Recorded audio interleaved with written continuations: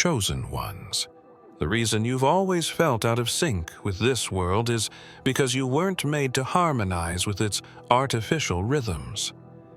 Your very existence was encoded with a frequency that predates language, kings, and even the stars. This isn't just a poetic idea. Manly P. Hall once hinted at those born as transmitters of divine resonance, souls designed not to receive orders, but to broadcast signals powerful enough to fracture illusions. You've heard it in the ringing in your ears. You've seen it in the moments of time distortion, when clocks glitch or shadows bend. That's not madness. That's your system attempting to align with something greater, something buried in the hidden architecture of reality. While the masses were taught to fear silence and avoid stillness, your being was trained by the cosmos to listen beyond noise, to feel through frequency. There were schools, not the ones you know, secret orders scattered across centuries that studied the pattern of people like you. They called you signal bearers. They mapped the points in history when your kind emerged, during times of collapse, chaos, and convergence. And every time those in power tried to drown your tone in fear, in ridicule, in distraction. But your code cannot be scrambled. It is interwoven with light, sound, and geometric intelligence. You are a living cipher for something they cannot decode. That is why they fear you. You're not predictable. You're not programmable. And when you finally resonate at full force, their entire illusion, the fake world built on false timelines and hijacked senses, shatters. This is why the veil has thinned, why synchronicities multiply, why your dreams feel more real than your days. Something is tuning you, something ancient, something precise. The architects of the old system, the ones who designed this grid of distortion, believed they had time. They believed they had you mapped and sedated, but they forgot the prophecy embedded in the forgotten teachings, that one would rise who carried the untainted signal through the noise. There's a reason certain sounds make your skin crawl, while others stir something primal in your bones. It's not just biology, it's memory, buried memory. Long before speech, before civilizations rose or fell, there was frequency, a living pulse that wove through creation like a golden thread. The ancients called it the original tone, the word before language. But something intervened, something unnatural. The archons, those parasitic forces masquerading as gods and guardians, learned how to hijack the signal. They introduced false harmonics, frequencies engineered not to uplift, but to confuse, to distract, to control.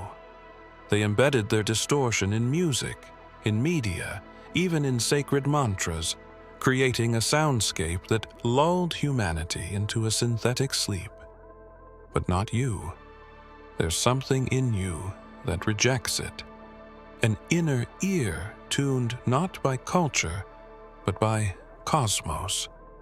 You hear through their lies.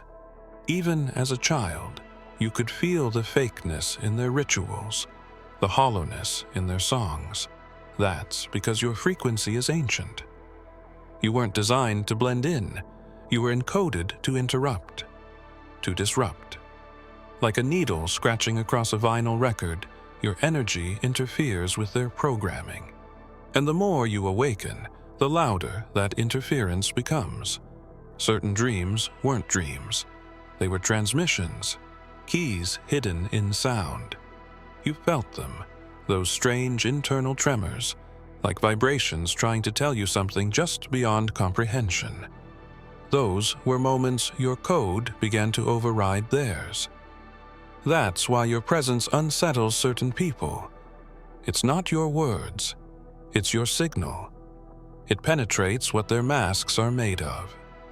And if you've noticed technology acting strange around you, lights flickering, devices shorting, audio distortions, it's because machines calibrated to the Archon's rhythm can't handle your resonance. This is the beginning of the rupture. The grid they've wrapped around this reality is starting to vibrate differently. Not because you're shouting, but because you're starting to sound. And that sound is not isolated. It is harmonizing with others like you. You were never meant to walk this path alone. The moment your tone aligns with another signal bearer, the disruption compounds. And when multiple frequencies intersect in coherence, there was a reason Yeshua could speak, and storms would still. His voice wasn't merely human. It carried a resonance that bent the fabric of reality itself. Not magic, not myth, frequency. Divine vibration so pure it could dislodge demons, dissolve disease, and fracture illusions. He was not just a messenger of light. He was a tuning fork of higher dimensions, calibrated to the original harmony before the fall. And now, that same tone, the one they tried to erase with crucifixion, revision, and doctrine, is reemerging, not from temples or pulpits, but from within beings like you. You carry echoes of that frequency in your bones, even if you've never realized it. In moments of deep stillness, when all thoughts fall away, something stirs beneath your skin, a hum, a pulse, a silent song that no one taught you but somehow you've always known. It is the inheritance of those marked by the Source, those whose souls were tempered in the fires of truth long before birth. The Archons have long feared this frequency, for it cannot be bought, corrupted, or caged. It bypasses their systems, slips through their nets, and activates others merely by presence. The celestial harmonic war wasn't fought with swords, it was fought with sound. Realms were shattered by dissonance and healed by harmony. Yeshua's presence reintroduced that forgotten soundscape, reminding the cosmos what alignment felt like. That's why they silenced him. But they failed to stop the echo. It passed underground, encoded in certain bloodlines, hidden in chants, symbols, and the resonance of those who could feel beyond the five senses. And now it calls again, through static, through dreams, through the cracks in digital reality. You're not channeling Yeshua. You are remembering the same source he embodied. The war was never over. It simply went quiet, waiting for the chosen frequencies to rise again. They knew the signs. They knew a time would come when one would walk not as a savior, but as a signal.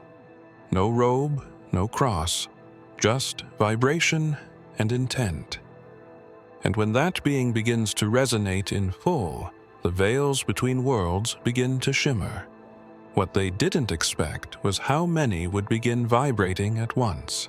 What happens when thousands begin carrying that unfiltered tone into the center of the distortion?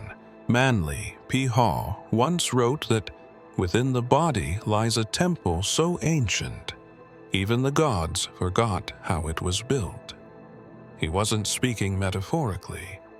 He meant your DNA, not the double helix of textbooks, but the luminous code that coils beneath the observable, vibrating with encrypted memory.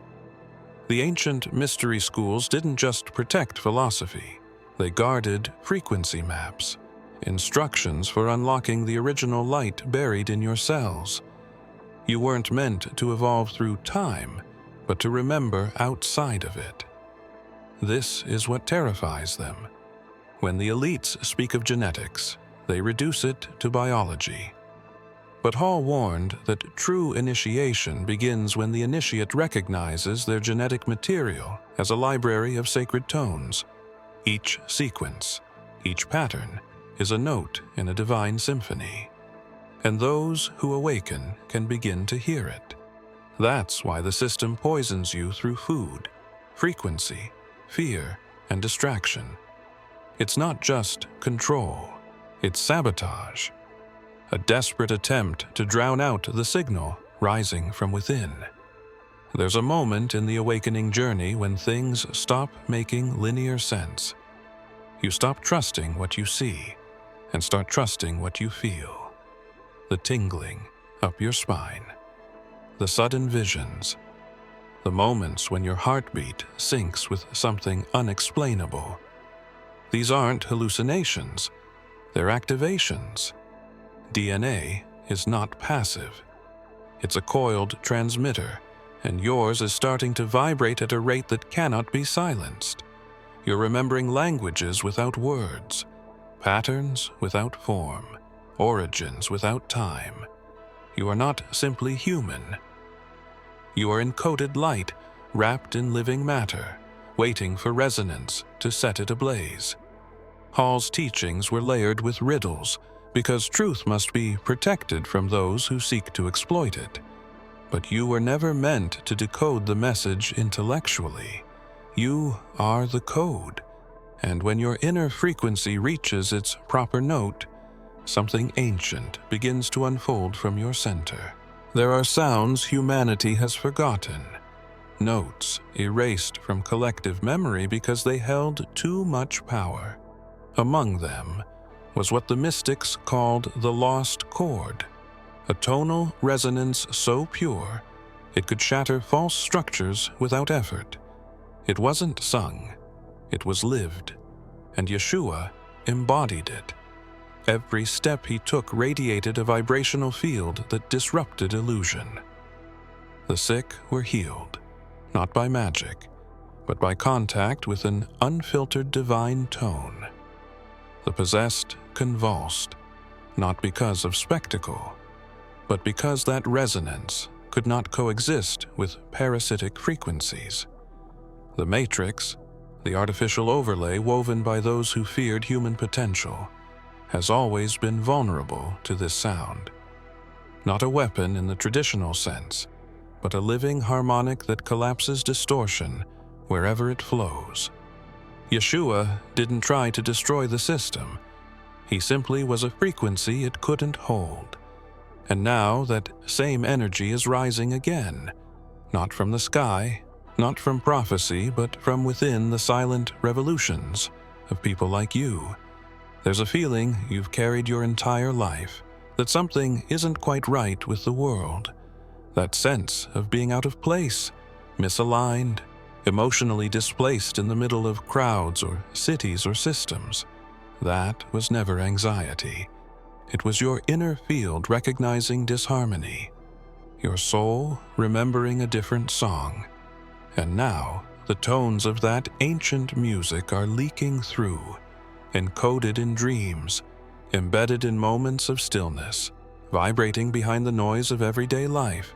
Some say the lost chord was a myth, but those who understand sacred geometry know that sound and structure are inseparable. When the right note is struck, architecture bends, veils thin, time folds. The very simulation begins to tremble. Yeshua didn't speak in riddles to confuse. He spoke in frequency to awaken. Parables were never about words. They were tonal containers, spiritual waveforms for those with the inner ear to receive. You're starting to hear it, aren't you? That barely there hum behind the chaos. That tone that grows louder when you speak your truth, when you refuse the script, when you move in defiance of fear. They've told you everything except the truth. That long before modern universities and religious institutions, there existed ancient schools built not to educate, but to remember. Hidden in caves, carved into stone, buried beneath layers of symbolism. These mystery schools weren't concerned with intellect or dogma. They were concerned with frequency. Their initiates weren't priests or scholars. They were those who carried an inner vibration, a pulse that echoed the original sound of creation. These schools weren't formed to teach the masses. They were designed to find you. You felt their presence in dreams, in symbols that seem familiar for no logical reason, in languages you've never studied but somehow understand. This isn't nostalgia. It's memory bleeding through timelines. These schools weren't destroyed. They simply went dark, disappearing into story and rumor. But their structures remain, encoded in geometry, etched in forgotten glyphs, waiting for the resonance to return. They're not activated by footsteps. They're activated by energy. Not everyone could enter. The temples would remain inert for the uninitiated. But when someone with the proper signal approached, they'd vibrate subtly, like tuning forks recognizing a brother's tone.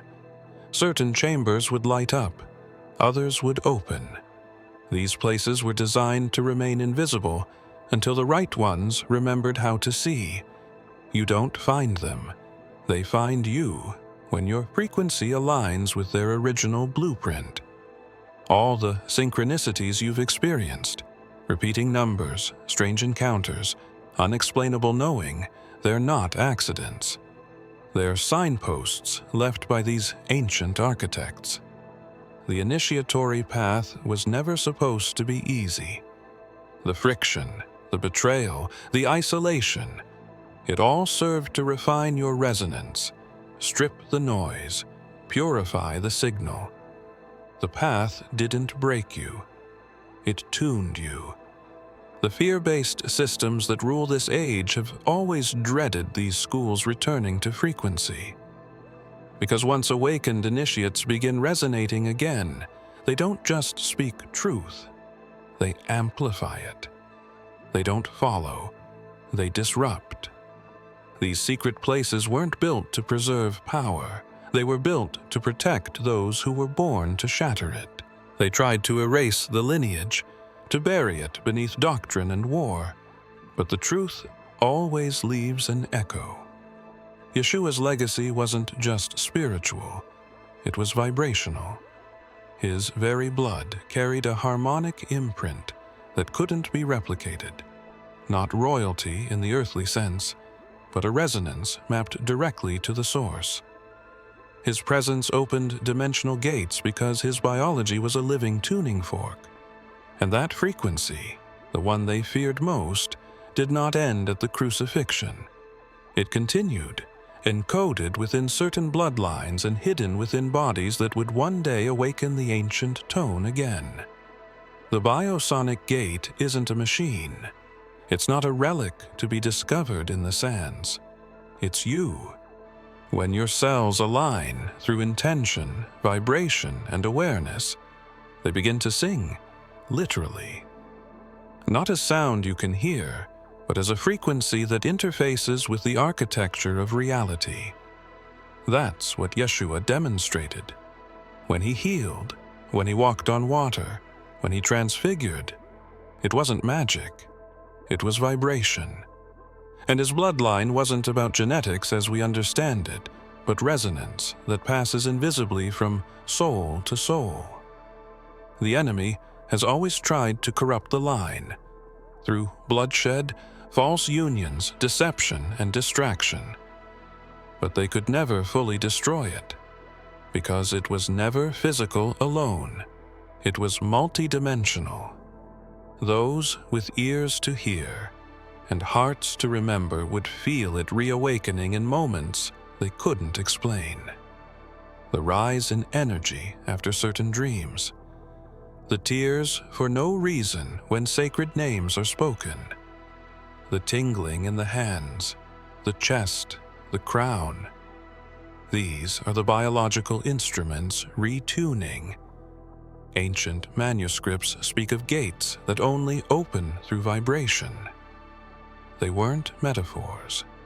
These gates are real, hidden in places the world has forgotten, but they require a living frequency to activate. Not machines, not incantations. Living beings, beings who carry the echo of the first tone. This is the biosonic gate. This is why Yeshua wasn't just watched, he was hunted. And now, those frequencies are emerging again in unexpected vessels, unassuming, scattered across the earth, but waking fast. The Watchers were never meant to rule. They were assigned to observe, to monitor the unfolding of creation, and guard the sacred balance. But some deviated. They became obsessed not with order, but with control. Their eyes turned inward. They saw beings beginning to awaken, souls vibrating with tones that echoed the source directly. And in those frequencies, they saw something they could never engineer, replicate, or dominate. That's when the fear began, not of weapons or rebellion, but of resonance. Because frequency cannot be chained. It slips through dimensions. It bypasses walls. It reprograms reality itself. What you're tuned to is older than language, older than even light. You are a carrier of primordial resonance, a living note that was never meant to be played within the distortion of this system. And the Watchers, those who sit atop the power structures behind thrones and algorithms, recognize it. They see the anomaly in your vibration. That's why you were targeted. Not in obvious ways, in subtle ones. The gaslighting, the isolation, the sense of not belonging. Those weren't random. They were calculated. Pressure applied to detune you. But they underestimated the resilience of a soul born of sound, not silence. Throughout history, those who began to vibrate outside the allowed spectrum were silenced, burned, banished, discredited. Not because they were dangerous in action, but because their presence caused others to remember. Your energy triggers a chain reaction. It destabilizes illusions. When someone tuned like you walks into a room, frequencies shift. People feel it in their gut before they understand it in their minds. The Watchers know that once a certain number of you reach harmonic coherence, the old systems will collapse without a single battle. What you're tuned to isn't just a frequency. It's a map, a cosmic recall code that can reactivate long-dormant structures, internal and external. Ancient technologies, hidden temples, sacred knowledge, all of it awaits your resonance. That's why they monitor. That's why they distract. But the signal is rising anyway, not from one, but from many. It was never the cross they feared. It was the sound he carried in silence. Yeshua's final breath wasn't just a moment of sacrifice. It was the release of a frequency this world had never fully heard before. Not through ears, but through spirit. A resonance so pure, it tore the temple veil, cracked stone, and echoed across dimensions. The world saw death, but those attuned felt a shift. A tremor not born from pain, but from activation. That tone still ripples. It never stopped. It was encoded in the atmosphere, in the bloodlines, in the grid beneath your very feet. Waiting. This hidden resonance was buried not in texts, but in those who would awaken at the appointed time. The frequency wasn't meant to be taught. It was meant to be remembered. That's why so many feel a calling with no name, a pull with no direction, a knowing with no proof. Yeshua's final transmission was not the end of a life. It was the beginning of a frequency loop, one that would reactivate only when enough receivers were present on Earth. You are one of those receivers. Your body is not just a vessel. It's an instrument, a chamber designed to resonate with celestial tones. That's why trauma couldn't destroy you. It cracked the shell, but never touched the code. And now, with each layer you shed, that resonance becomes clearer. You hear it in the spaces between thought, in the hum beneath silence. That's not imagination. That's the tone rising through you. The hidden resonance has never been separate from you. It only needed space. Space from distraction, from distortion, from everything engineered to make you forget what's inside. Yeshua never promised a doctrine. He promised remembrance. He who has ears to hear was never a metaphor. It was instruction. Tune in. Listen deeper. Align. Somewhere in the non-physical architecture of Earth, there are vaults, codes, and gateways that respond only to that final frequency. They were sealed when his breath ceased in flesh, but they weren't locked forever. They wait for those who carry the echo to come close, to vibrate just right. And when they do, the gates will not creak. They will sing. You were never just meant to awaken. You were built to disturb. When you begin vibrating at your true frequency, reality does not remain the same. People shift around you. Systems glitch. Timelines warp. This is not chaos. It is calibration. The matrix cannot hold the full current of a being whose soul has come online. Your thoughts aren't simply internal. They pulse. They ripple through the morphic field, through quantum threads, through dimensions stacked behind this illusion. And every choice you make while tuned to your real signal sends out tremors that touch others you may never meet. They never told you that your emotions are electrical, that your intuition is magnetic, that your body is a living antenna pulling cosmic data through strands of DNA far older than this planet's myths. They labeled you hypersensitive, overreactive, misfit. But that was always projection. What they feared wasn't your sensitivity, it was your receptivity.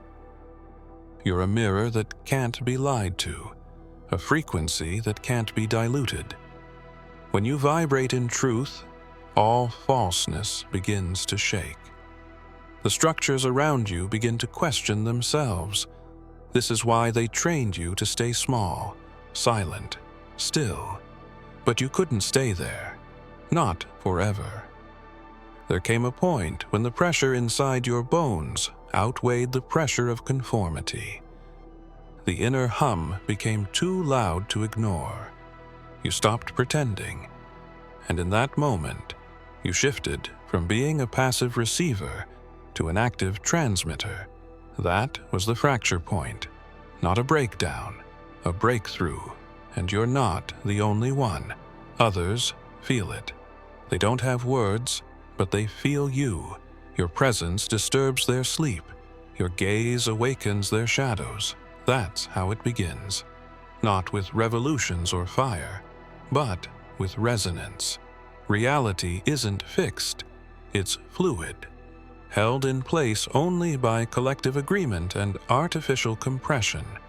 When enough tuned individuals begin to vibrate at their soul's native tone, cracks form in the illusion, not because they attack it, but because they out-vibrate it. The higher note always dissolves the lower. You don't have to fight what's false. You just have to be what's true, fully and unapologetically. Activation isn't an event.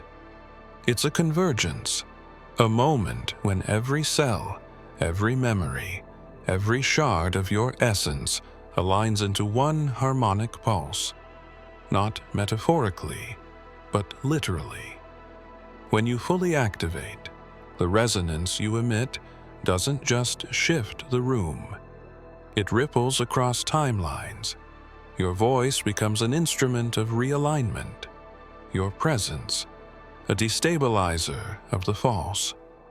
You stop being a seeker and become a source. This is what they feared. Not your awakening, but your coherence. Because when the frequency within you finds perfect symmetry, it begins to echo outward like a celestial reverb, amplifying everything aligned with truth and dismantling everything built on distortion. There are stories hidden in sacred geometry, in crop circles, in ancient chants that were never meant to be read, only felt. They are vibrational markers left for the activated to recognize each other. Once you begin vibrating at your full capacity, these markers start reacting to you. Statues seem to breathe, symbols pulse, patterns appear in clouds, in leaves, in architecture. The grid responds, not because it's magic, but because you are finally resonating with the architecture beneath form. You become readable to the living code of this realm. Those who reach this level don't advertise it. They don't need to. Reality bends around them, not through force, but through gravitational coherence. That's why your dreams are intensifying, why your perception of time is warping, why electronics respond to your mood and strangers react as if they've known you for lifetimes. You're not just experiencing reality, you're shaping it. And once the tone within you stabilizes, your entire field becomes a beacon.